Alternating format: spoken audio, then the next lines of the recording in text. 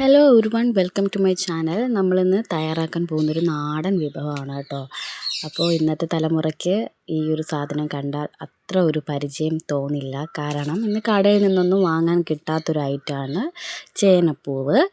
അപ്പോൾ പണ്ട് എല്ലാവരുടെ വീട്ടിലും ഇതൊക്കെ തയ്യാറാക്കാറുണ്ട്. ഇന്ന് കടയിൽ നിന്നൊന്നും വാങ്ങാൻ കിട്ടാത്തത് കൊണ്ട് തന്നെ ചേനപ്പൂവ് ഒന്നും കാണാറുമില്ല. അതിൻ്റെ വിഭവമൊന്നും ഇന്നത്തെ കുട്ടികൾ കഴിച്ചിട്ടുമില്ല.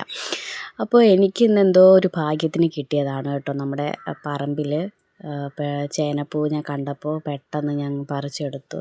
പണ്ട് കുഞ്ഞിലേക്ക് അമ്മ തോരൻ വെച്ച് തരുന്ന ആ ഒരു രുചി ഓർമ്മയുണ്ടായിരുന്നു. അങ്ങനെ പൊട്ടിച്ചെടുത്തതാണ്. അപ്പോൾ ഇത് തലേ വർഷത്തെ നമ്മൾ കറക്റ്റ് സമയത്ത് ചേന വിളവെടുത്തില്ല എന്നുണ്ടെങ്കിൽ വരുന്ന പൂവാണ്. അപ്പോൾ അതിങ്ങനെ ഇങ്ങനെ തോരൻ വയ്ക്കാമെന്നാണ് പ്ലാന്. അപ്പോൾ അതിനെ അരിഞ്ഞ് വെച്ചിട്ടുണ്ട്. അതിലേക്ക് കുറച്ച് സവാളയും അരിഞ്ഞ് വെച്ചിട്ടുണ്ട്. അപ്പോൾ സവാളയും ചേനപ്പൂവും കൂടെ ചേരുമ്പോഴാണ് കേട്ടോ അതിൻ്റെ ഒരു ടേസ്റ്റ് വരുന്നത്. അപ്പോൾ നമുക്കിനി തോരൻ വയ്ക്കാൻ പോകാം. അടുപ്പത്തൊരു പാത്രം വെച്ചു, അതിൽ എണ്ണ ഒഴിച്ചു, കടുക് പൊട്ടിച്ചു, അതിലേക്ക് നമ്മൾ അരിഞ്ഞ് വെച്ച ചേനപ്പൂവ് ഇട്ട് കൊടുക്കുകയാണ് കേട്ടോ. ഇനി നന്നായിട്ട് ഇളക്കി കൊടുക്കാം.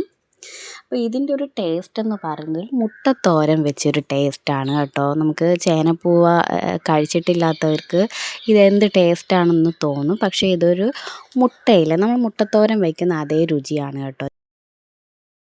ഇനി നമ്മുടെ അടുപ്പത്തിരിക്കുന്ന ചേനപ്പൂ വേവുന്ന ആ സമയത്ത് നമുക്ക് തോരന് വേണ്ടിയുള്ള അരപ്പ് തയ്യാറാക്കാം. അതിന് തേങ്ങയും പച്ചമുളകും വെളുത്തുള്ളിയാണ് ഞാൻ എടുത്തിരിക്കുന്നത്. അത് ഒന്ന് തോരന് വേണ്ടി അരച്ചെടുക്കുന്നുണ്ട്.